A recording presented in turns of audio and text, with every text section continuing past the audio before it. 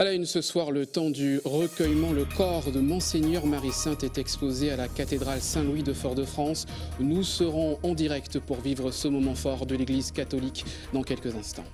Notre-Dame de la Délivrande, de nombreux fidèles présents au pèlerinage ce matin au Morne Rouge.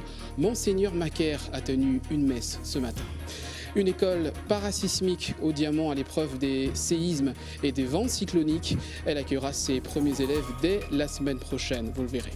Et puis une moisson de médailles pour les kayakistes martiniquais. Ils sont revenus des championnats de France, auréolés de plusieurs titres. Le portrait de la crème de ce sport, de l'élite de la crème de ce sport dans votre journal. Voilà pour les titres. Bonsoir à tous et bienvenue dans votre édition. L'hommage à Monseigneur Marie-Sainte depuis cet après-midi. Je vous le disais en titre, le corps de l'ancien archevêque de Saint-Pierre et de Fort-de-France est exposé à la cathédrale Saint-Louis. De nombreux fidèles sont venus pour lui dire au revoir. Lui qui a été le premier évêque martiniquais en fonction sur son île. Il a marqué son temps. Écoutez ces quelques réactions recueillies pour nous par Loïc Régis. Je suis venue parce que Monseigneur Marie-Sainte m'a confirmé. Et parce que son homélie m'a toujours marqué en fait. Il avait une façon de dire les choses qui me marquait. Je connaissais Monseigneur Marie-Sainte depuis longtemps, très petit. Nous habitions le même quartier et j'étais ami avec ses neveux. Nous étions à l'école ensemble. Donc je me sentais l'obligation de venir à cet après-midi. Monseigneur que j'ai toujours aimé, très gentil, il conseillait, il était bien. J'en aimais bien. Je n'ai pas connu Monseigneur Marie-Sainte, mais on a parlé beaucoup de lui et je pense que toute la communauté religieuse est présente, donc faisant partie des équipes du Rosaire, donc il est dans mon devoir d'être là, les équipes doivent être présentes pour lui rendre un dernier hommage. Je suis catholique pratiquant et Monseigneur Marie-Sainte a dirigé le diocèse pendant une trentaine d'années, donc il était normal que je puisse venir le saluer avant une fois pour la maison du Père. Et on retrouve en direct de la cathédrale Saint-Louis de Fort-de-France Loïc Régis. Bonsoir Loïc. Loïc, on l'imagine, beaucoup d'émotions ce soir. Alors ici, des centaines de fidèles se succèdent depuis l'ouverture des portes de la cathédrale à 16h pour rendre un hommage à Monseigneur Maurice Marie-Sainte. Premier martiniquais, évêque de son diocèse d'origine, Monseigneur Marie-Sainte a été chef de l'église catholique pendant plus de 30 ans. Je suis avec mon père Christian Cataillé. Alors comment va se dérouler la cérémonie qui a commencé déjà dès 16h? Alors c'est en fait un temps de prière officiel. Ce n'est pas une cérémonie à proprement parler, puisque la véritable cérémonie, ce sera demain avec la messe de funérailles. Mais c'est un temps de prière qui sera structuré avec des prises de parole. Nous aurons un extrait d'une intervention de Monseigneur Marie-Sainte, donc un extrait audio. Et puis, donc ça va nous rappeler, je ne sais pas si ça va en tout cas ce qu'il dit est absolu. Et puis, lecture de quelques textes que Monseigneur Marie-Sainte avait rédigés. Et puis, des temps de prière, de litanie, etc. C'est un temps où on se recueille. Voilà. Alors, on sait que Monseigneur David Macaire va lui aussi participer, bien entendu, à cette veillée ce soir. À quel moment va-t-il intervenir? Alors c'est lui qui ouvre, j'allais dire, ce temps de prière. Il y aura quelques interventions, mais très brèves. En fait, le déroulé, c'est la prière qui est structurée, et puis les interventions. Le tout en à peu près 1 heure. Donc à partir de 20h, Monseigneur David Macaire prendra la parole ici à la cathédrale Saint-Louis. On sait aussi que beaucoup de paroisses martiniquaises participent à cette soirée et que l'église sera ouverte tardivement. Voilà, c'est l'évêque de la Martinique, donc c'est tout à fait normal qu'il y ait la participation de paroisses et de fidèles que Monseigneur a côtoyés. Et donc c'est spontanément que les fidèles se sont présentés.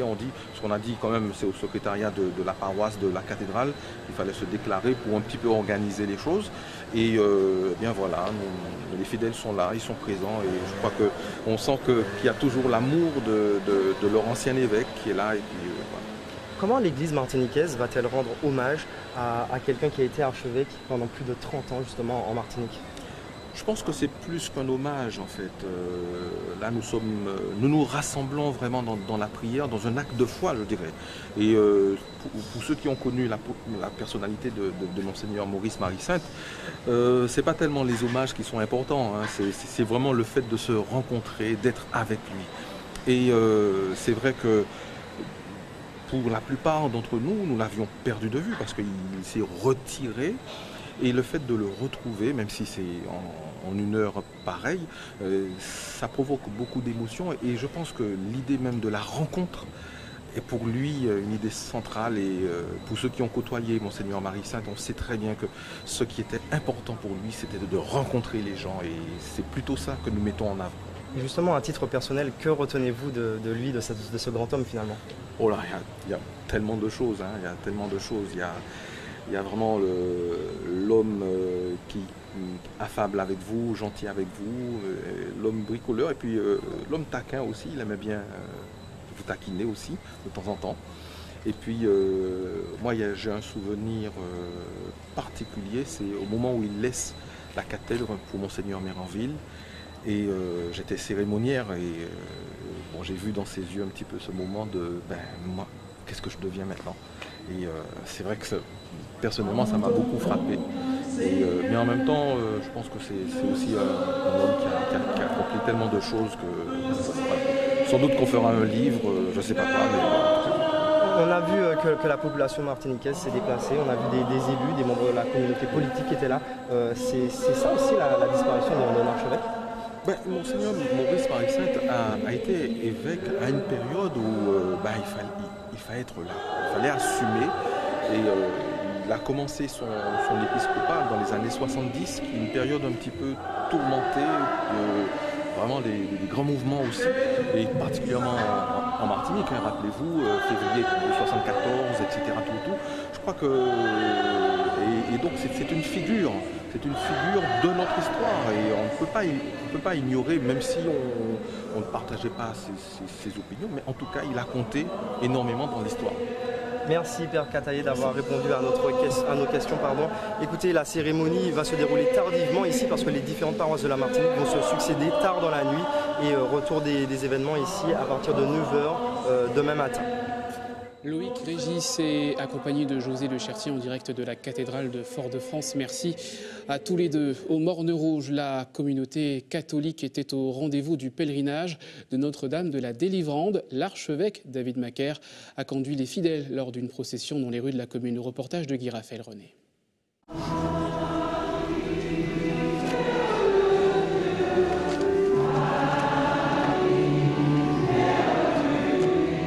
C'est la troisième messe de la matinée et les pratiquants sont encore nombreux pour célébrer Notre-Dame de la Délivrande en présence de l'archevêque David Macaire. C'est un moment fort, un moment diocésain. Voilà, et tout chrétien qui a la foi se doit d'être là, surtout si on est en congé. Je suis catholique, je supporte tout catholique et puis je mets la messe. Je ressens le besoin de venir parce que ça me fait du bien, un besoin spirituel, même si que je ne crois pas vraiment à la religion, mais je crois quand même qu'il y a un Dieu et le fait d'avoir la foi, que c'est important et de temps en temps, il faut savoir faire le déplacement et tout. Caroline et ses enfants ont fait le déplacement depuis Ducos pour assister à la messe. Aujourd'hui, c'est un moment spirituel pour moi, enfin de partage. Avec surtout mes filles, surtout que je suis sortie de loin. Donc je voulais partager ce moment avec mes enfants.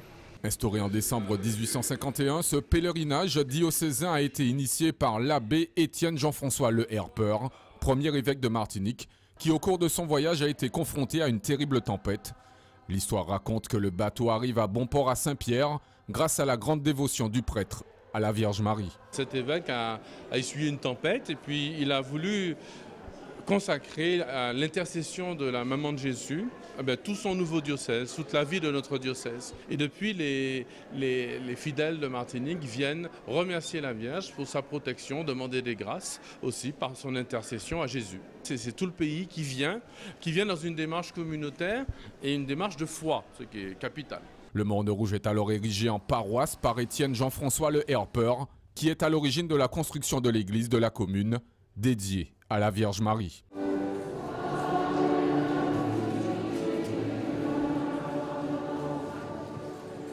Après 2 heures de cérémonie, une procession a eu lieu autour de l'église pour clôturer l'office religieux. Côté animation, dans la rue, les marchands proposent des produits de toutes sortes, mais l'affluence n'est pas au rendez-vous, comme l'espéraient certains. On n'a pas autant de monde comme avant. C'est pas un pèlerinage comme avant. Comment expliquer ça? Qu'est-ce qui explique ça? Alors là, je sais pas. Je sais vraiment pas. Ça se passe très bien parce que comme j'ai une clientèle qui est fidèle chaque année, donc ça se passe très bien. Et vu la foule qu'il y a, je pense que ça se passe bien pour les autres commerçants. Si l'aspect animation a tendance à s'amenuiser au fil des années, la ferveur religieuse a encore de beaux jours devant elle.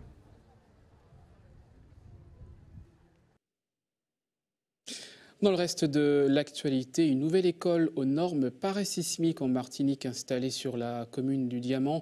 Elle a été inaugurée ce matin. Elle est à l'épreuve des séismes et des cyclones et servira même de refuge pour la population en cas de catastrophe. Les écoliers pourront profiter de ce nouvel établissement dès lundi matin. Voyez le reportage d'Alvin Courcy. Ce devait être une école de transit, ce sera finalement des locaux permanents qui accueilleront dès lundi les 360 élèves de l'ancienne école de Dizac. Cette école, elle est très belle et j'espère qu'on pourra apprendre de nouvelles choses. Et on nous a dit qu'on allait nous fournir de nouvelles tables ou de nouvelles chaises. Et moi, j'ai envie de me sentir à l'aise pour mieux travailler. Cette nouvelle école, pour moi, c'est un bel outil. Je pense que les enfants sont satisfaits parce que moi, je suis satisfaite du travail. C'est fait pour ça, justement, qu'ils se sentent à l'aise, qu'ils se sentent en sécurité, surtout la sécurité. Et des bons résultats. Et de bons résultats, bien sûr. Ces locaux accueilleront une classe de CE2, 4 de CM1 et 4 de CM2. Les professeurs, eux aussi, sont heureux de pouvoir exercer dans de meilleures conditions. Le plus gros changement, c'est l'école en elle-même en fait, parce qu'en bas, c'est vrai que c'était beaucoup de béton, par exemple, avec un gros bâtiment rectangulaire. Et là, on voit que c'est tout de suite même la cour, et c'est plus joli, il y a des bancs, un peu de verdure. Donc, au niveau d'un cadre, le cadre de travail est plus joli. Le chantier de 2,9 millions d'euros a débuté le 31 août 2016. Financé par l'État à hauteur de 80%, de 15% par la CTM et 5% par la mairie, il devait être prêt pour cette rentrée et respecter toutes les nouvelles normes européennes. Mais ce sont surtout les conditions de travail des élèves qui ont préoccupé l'architecte au moment de la conception du projet. Ce bâtiment se veut avec une ventilation naturelle et d'éviter que les élèves soient dans des salles surchauffées ou dans des AGECO, c'est ce qu'on a fait pendant quelques années, pour aller vite. Et nous avons voulu aller vite justement avec ce bâtiment en dur et qui respecte aussi le climat. Et les normes antisismiques. Et les normes bien entendu parasismiques et paracycloniques. Cette nouvelle construction rentre dans un projet plus global de réaménagement des établissements du Diamant. La nouvelle école de carrière remplace celle de Dizac qui sera finalement détruite. Celles du Bourg et de Haut-Mulane seront rénovées selon le maire d'ici 3 ou 4 ans. Particulièrement les écoles de la Martinique étaient très vulnérables après le séisme de 2007. Et à partir de là, l'État, avec les fonds Barnier, a décidé de reprendre un petit peu les constructions des écoles et mettre nos enfants à l'abri. Donc c'est dans ce cadre-là que cette opération a eu lieu de reconstruction des écoles en normes parasismiques et antisismiques. Les élèves devraient donc être dans de bonnes conditions pour étudier. Début des festivités, lundi 4 septembre. On poursuit avec notre série de reportages dédiés à la rentrée. Ce soir, cette initiative du maire du Marigot. Depuis 2 ans maintenant, les fournitures scolaires sont offertes pour les enfants effectuant leur première rentrée en maternelle. Un coup de pouce financier pour les parents. C'est avec leurs enfants qu'ils ont reçu les kits de rentrée qui ont été distribués lundi après-midi. Le reportage sur place de Sandrine Claude. Un cahier, des crayons, des feutres ou encore de la peinture. Voilà de quoi alléger les factures de la rentrée scolaire pour les parents. Les frais de rentrée étant cette année en nette augmentation, l'opération est pour beaucoup une bouffée d'oxygène. Je trouve que c'est une belle initiative, parce que ils offrent la plupart du matériel. Donc je pense que ça peut aider certains parents. Et puis ça fait toujours plaisir. Pour la rentrée, prévoir un budget, surtout quand on est père de jumelles, c'est très compliqué. Parce qu'il y a beaucoup de choses à prévoir et comme une première entrée, on ne sait pas vraiment à quoi s'attendre. Donc avoir l'aide de la commune, comme je l'ai dit, c'est très intéressant. Je trouve que c'est une très bonne action et nous sommes tous contents et aujourd'hui nous sommes venus faire le pas pour remercier le maire de ce geste. La municipalité en est à sa deuxième opération du genre. À travers cette action, elle affiche sa volonté de renforcer son engagement dans le domaine éducatif. Je suis vraiment très sensibilisé aux problèmes des parents pour affronter les rentrées scolaires. Et je sais combien les parents souffrent, combien ils appréhendent cet instant. Donc je me suis dit, il faut les accompagner. Puis surtout, on se dit que la rentrée scolaire, c'est le premier contact de ces enfants avec l'école. Eh bien, qu'ils aient un bon souvenir, que ça se passe bien et que les enfants soient heureux d'aller à l'école. Reste à présent à ces tout-petits une semaine d'attente pour pouvoir enfiler leur cartable. Grâce à cette opération, 26 élèves pourront faire leur toute première entrée dans les meilleures conditions. En bref, 2 interpellations dans l'affaire des braquages en mineurs de 16 ans et un majeur de 18 ans. Ils ont été arrêtés lundi et mardi. Ils sont soupçonnés d'avoir participé à des faits qui remontent au 15 août et au 25 août. Ils ont reconnu partiellement les faits devant les enquêteurs, mis en examen par le parquet pour vol et tentative de vol avec arme. Ils sont en attente de leur placement en détention provisoire. Et puis dans l'affaire de l'homme poursuivi pour exhibition sexuelle sur la plage de Sainte-Anne, lui aussi a été mis en examen. Aujourd'hui, il a été placé sous contrôle judiciaire et ressorti libre de sa convocation. Enfin, en Guadeloupe, l'évadé du centre pénitentiaire de Bamao, Henri Reagan, qui a donc quitté la prison le 17 juillet dernier, a été arrêté hier soir dans la forêt de Fonsarail après 2 semaines de cavale. L'homme dangereux a été condamné pour meurtre commis en Martinique en novembre 2013. Son compagnon de route, Orvel Peters, qui s'est évadé en même temps, court toujours. Restez avec nous à suivre dans votre journal en Guyane l'histoire de la migration de la communauté asiatique. Leur arrivée remonte au 19e siècle. Et puis dans votre JT des communes, le meilleur de la saison ce soir encore, à redécouvrir le portrait de passionnés de sculpture sur œufs d'autruche. Je vous le disais il y a un instant, l'histoire de la migration asiatique racontée en Guyane. L'arrivée des premiers Chinois ou Hmong remonte au 19e siècle. Ils font maintenant partie intégrante du Melting Pot guyanais. Une exposition leur est dédiée au musée des cultures guyanaises. Le reportage de Stéphane Govindin. La Guyane est un pays aux histoires mêlées et aux parcours entrelacés. Les raisons sont diverses, les époques aussi. Mais les Asiatiques qui arrivent en Guyane viennent de toute l'Asie. D'habitude, nous tournons toujours plus ou moins autour des groupes traditionnels fondateurs, considérés comme fondateurs de la Guyane, donc créoles, amérindiens, goshinengués, tout simplement parce que c'est sur ces groupes que nous avons constitué nos collections. Et là, on s'est lancé un défi d'explorer d'autres communautés. Alors, les communautés concernées par l'exposition, c'est d'abord les Chinois. C'est le groupe le plus ancien qui arrive dès avant l'abolition de l'esclavage, dès 1820. Et ensuite, les Indiens de l'Inde qui arrivent après l'abolition. On a aussi les Anamites, ce qu'on appelle Anamites ici, qui sont plus largement de l'ancienne Indochine française, qui arrivent dans les années 30. On a ensuite les Javanais, c'est années 50.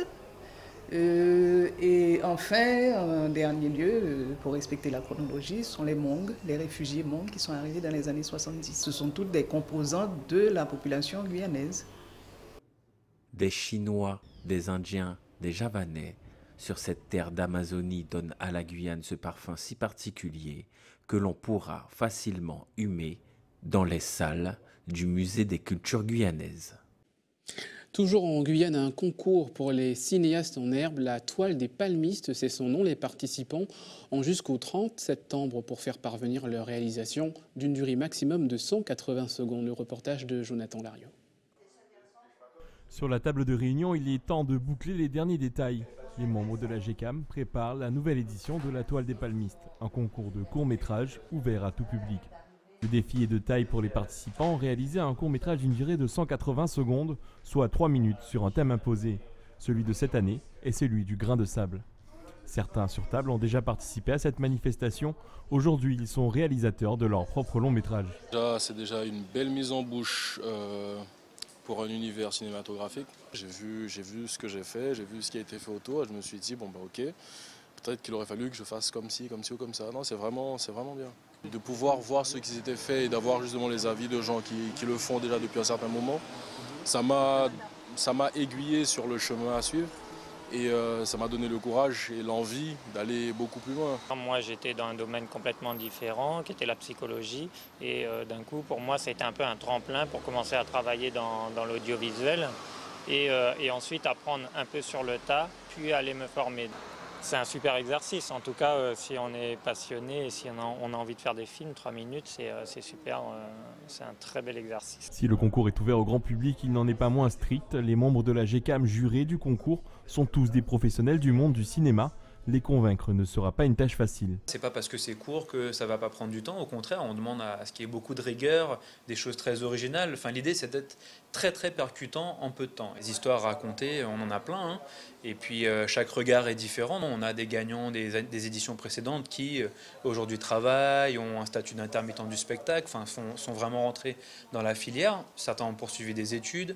Et donc voilà, c'est vrai que le but, c'est de professionnaliser aussi des nouveaux techniciens, des nouveaux réalisateurs, des nouveaux auteurs. La toile des palmistes se tiendra sur 3 jours, du 26 au 28 octobre. Les futurs candidats ont jusqu'au 30 septembre pour déposer leur film et montrer leur talent de réalisateur. Retour en Martinique, ils ont presque tout raflé au championnat de France de kayak. Portrait ce soir de l'élite martiniquaise de ce sport nautique. José Lechertier a pu approcher quelques compétiteurs lors de leur entraînement. Tout de suite, son reportage. Elle a fait de la mer son terrain de jeu. Au début un pur loisir, au fil du temps elle s'engage pour la compétition. À 19 ans, Laurie est au niveau de l'élite française de kayak. Une réussite couronnée par un titre de championne de France décroché la semaine dernière à Cherbourg. C'est tout nouveau, on va dire. Donc, je sais pas, c'est comme si c'était lointain, mais en même temps, je réalise pas. Je savais déjà comment ça allait se passer. Donc, du coup, j'avais moins de questions en tête. Et j'étais plus sûre de moi. Cédric, son entraîneur, un ancien professionnel de la discipline, compte 10 participations avec l'équipe de France. Depuis 2008, il partage sa passion et son expérience avec la crème martiniquaise du kayak. Très tôt, c'est lui qui repère les qualités de Laurie. C'est la meilleure athlète française à l'heure actuelle. Et grossièrement, c'est du jamais vu. Déjà, rien que par rapport à son physique, elle fait quand même pratiquement 1m80 et en plus elle est costaud, ce qui fait que physiquement elle tient bien la route et après techniquement elle apprend très vite.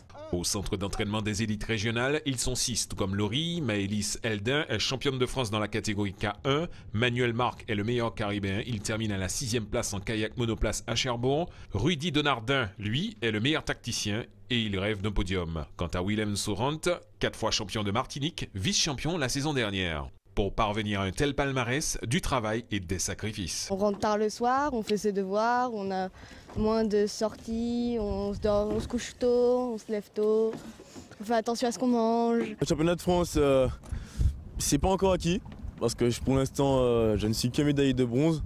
Je ne suis pas encore médaillé d'or, donc je ne suis pas encore satisfait. Cette petite virée en métropole était nécessaire, parce que c'était quand même le championnat de France. Et cela fait partie de ma préparation. Le kayak demande une certaine régularité dans les performances, dans l'entraînement. L'investissement est aussi financier. Le coût du kayak, 2800 €, la pagaie, 400 €, le gilet, 100 €. Toute la famille du sportif est à contribution. Mais pour cette maman, l'engagement de son fils n'a pas de prix. Ça fait 4 ans qu'il s'entraîne ardument, même trop je trouve. Le sacrifice de se lever tôt le matin, d'aller au cours. Entre midi et 2, descendre s'entraîner, le soir à 17 h, redescendre s'entraîner. Vous allez partir sur 2 semaines de vacances. Ces jeunes champions gardent le cap. Laurie continue sa préparation en vue des championnats du monde qui auront lieu à Hong Kong les 18 et 19 novembre 2017. Le reste de l'équipe, les championnats du monde en Bretagne, à Saint-Pierre-Quiberon en 2019. Musique maintenant avec ces images d'un concert exceptionnel ce week-end. Entre autres, Nestlé, Warren et Fanny J, la guyanaise, a fait son retour sur la scène martiniquaise. Je vous laisse profiter de cet extrait. Et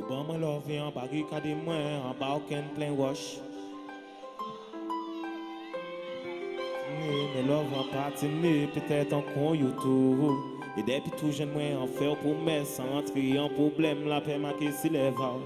Moi t'es trop jeune pour supporter ça. Ou dis-moi changer bas ou qu'à laguer moi. Et si ça vraiment fait, hier matin nous t'es complices. Nous t'es trop jeunes, ça anéantit nous briser nous tout l'été. Nous t'es trop jeunes, ça anéantit nous pas te savent ça nous veut. C'est loin, me réfléchis plus tellement tout le monde se méfie. J'apprécie juste son que je suis bien. Je veux sentir le plaisir de t'écouter. Je veux pouvoir laisser les choses venir. Retiens-toi de tout me dire. Au fond de qu'on va devenir pourrait surprendre l'avenir. Ok, ça fait. Je suis bien. Vont aller, vont venir. Non, faut pas laisser tomber. Non, faut pas abandonner. De sa vie, c'est tout. ça qu'il a pour nous deux, pas que jaillir. Faut pas laisser tomber. Non, faut pas abandonner. De sa vie, c'est tout. ça qu'il a pour nous deux, pas que jaillir. Je n'ai rien de plus que mon cœur. En réponse à toutes mes erreurs, toujours la même. Je n'ai pas changé. Je n'ai rien de plus que mon cœur. En réponse à toutes mes erreurs, je n'ai pas changé. Mais je dois te dire quand même que je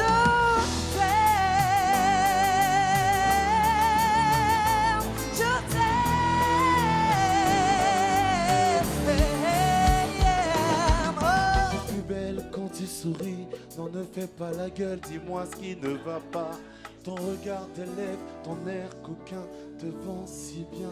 Mais moi, je t'aime, je t'aime, je t'aime, je t'aime, je t'aime.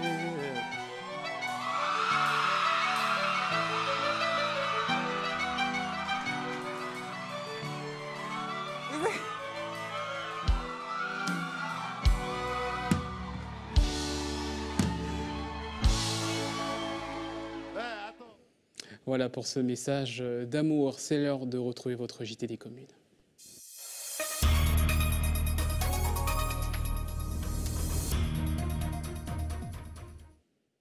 Ducos pour débuter votre JT des communes. La ville compte une nouvelle enseigne de bricolage, 13 000 mètres carrés, 25 000 références.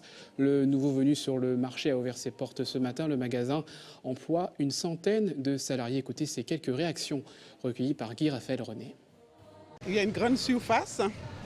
Elle est très bien parce que moi je suis habituée plutôt avec bâtir sur Trinité. J'habite Trinité, mais je suis venue voir comment ça se passe ici. Vous trouvez qu'il y a du choix? Ah oui, ça c'est sûr. Il y a du choix, tellement il y a du choix. Regardez, j'ai pu acheter pas mal de trucs et le prix est abordable. Je ne sais pas si c'est pour aujourd'hui seulement. Le magasin est très grand, plus grand qu'à Trinité. C'est impressionnant? Oui, très impressionnant. Et puis un tout dans le magasin, et puis, ça c'est grand, c'est tel grand. Vous êtes content que ce magasin-là ait ouvert ses portes dans le sud? Mais oui, parce que je suis à la Trinité, j'ai acheté ça à Trinité et que je ne l'ai pas trouvé à Trinité. Aujourd'hui, je sors au travail, je viens, je le trouve ici, c'est bon. Tout d'abord, on a écouté nos clients qui sont habitués au magasin de Trinité et qui nous réclament depuis déjà pas mal d'années d'être présents dans le sud. Donc on le fait avant tout pour eux. Et également leurs attentes. Ils nous ont demandé beaucoup plus de choix, beaucoup plus d'offres. Vous savez, les clients, ils voyagent partout dans le monde, ils voient d'autres grandes enseignes, ils ont envie de retrouver aussi toute cette diversité en Martinique. Information pratique maintenant, d'abord l'indice de l'air pour aujourd'hui, il était de 8, il restera également de 8 demain. La procédure d'alerte est toujours active par Madininer. Les personnes fragiles sont priées d'éviter les activités physiques en plein air. Et puis comme d'habitude, votre rendez-vous pour le don de sang, du sang, vous avez rendez-vous demain entre 9h et 14h au centre commercial Hyper U, le rond-point, donc Pointe des Nègres sur le parking de l'hypermarché à Fort-de-France. Direction le Robert, dans la caverne d'Ali Baba de deux artistes, leur trésor, des œufs d'autruche qu'ils sculptent, une technique apprise lors d'un voyage à l'étranger. C'est une rediffusion, le reportage d'Hubert Bornil et d'Alvin Courcy. C'est la première fois que je tiens en main un œuf d'autruche. C'est de la porcelaine, c'est très fragile et ça se travaille. Ça, c'est le travail de James. Nathalie, elle habille ses œufs d'autruche. Alors regardez, franchement, c'est du bel art, tout simplement. Pour moi qui n'ai jamais croisé une autruche de toute ma vie, imaginez un peu le sentiment qui m'anime à la vue de ces réalisations. Là, c'est un pêcheur avec sa cabane.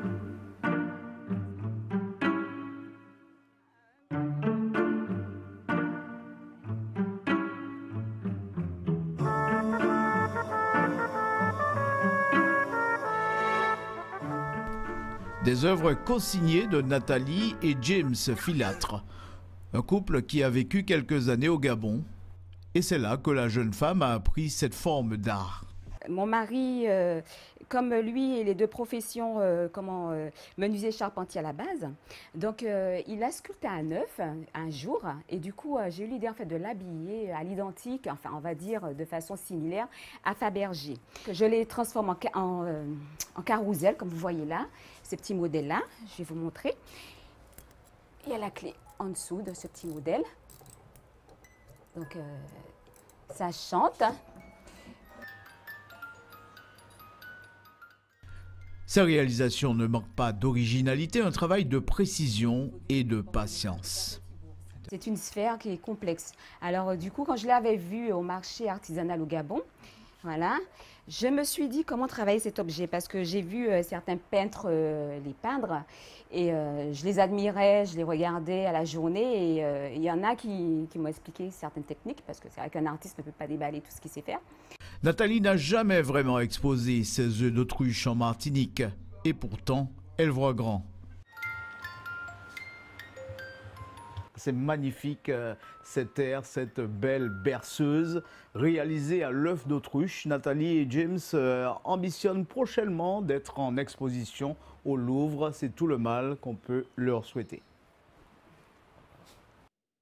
Voilà, c'est ainsi qu'on referme cette édition. Avant de vous quitter, je vous rappelle les principaux titres développés. Le dernier hommage à Monseigneur Marie-Sainte. Nous étions en direct de la cathédrale Saint-Louis de Fort-de-France, où la veillée funéraire se poursuit jusqu'à ce soir. Le corps de l'archevêque est exposé avant les funérailles demain. Le pèlerinage de Notre-Dame de la Délivrande aux Mornes Rouges, les fervents catholiques ont déambulé dans les rues de la commune après une messe célébrée par Monseigneur David Macaire ce matin. Au Diamant, une école parasismique inaugurée, elle respecte les normes en vigueur pour faire face au séisme, mais aussi au cyclone. Elle est également bioclimatique pour les élèves et sera ouverte dès la semaine prochaine. Et puis nous sommes partis à la rencontre de l'élite martiniquaise du kayak, de retour après 4 titres remportés au championnat de France dans plusieurs catégories. À suivre, Destin d'Outre-mer, David Macaire, le plus jeune évêque de France, la météo de Christine Lauréat. À 20h, votre film du mercredi, Le Casse de Central Park. Merci de votre fidélité et à demain.